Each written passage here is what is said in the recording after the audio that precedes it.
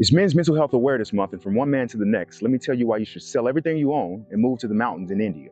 The Monk Who Sold His Ferrari by Sharma is a story that follows the transformation of Julian Mantle, a national distinguished trial lawyer who, after suffering a heart attack in the courtroom one day, sold all his possessions and moved to a village deep in the Himalayan mountains in an effort to simplify his life.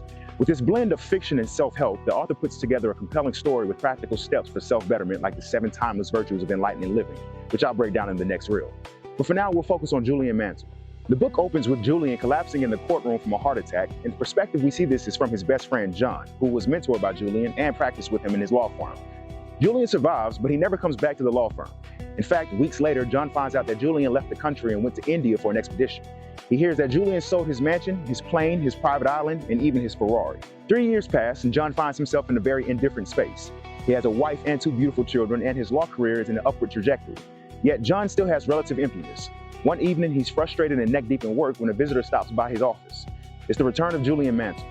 John goes on to state, "I was astonished by the new and improved Julian Mantle.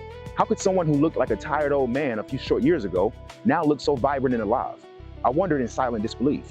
Was it some magical drug that had allowed him to drink from the fountain of youth? What was the cause of this extraordinary reversal?" This reunion wouldn't only highlight the transformation of Julian, but also the potential transformation for John as well.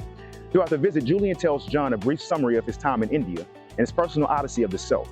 He speaks to the mentorship he received from a group of ageless yogis, or sages, who had mastered the art of mind control and spiritual awakening.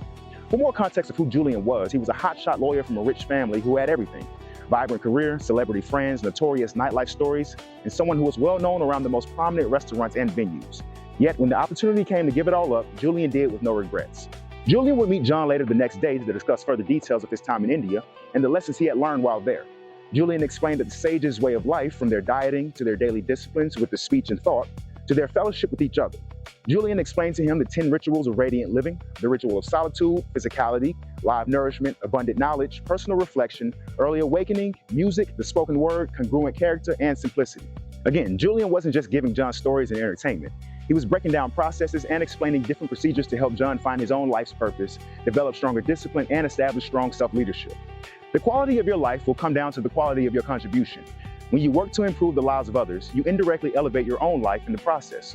To cultivate the sacredness and sanctity of each day, serve others in some way.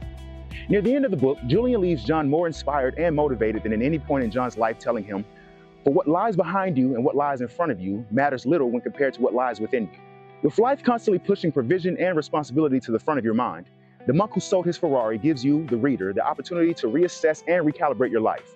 Dreams, goals, and aspirations aside, Julian tells us, never put off happiness for the sake of achievement. Like if you enjoyed this segment, share if it can benefit others, subscribe for more book-related content. Till then, stay in the book and stay out the way.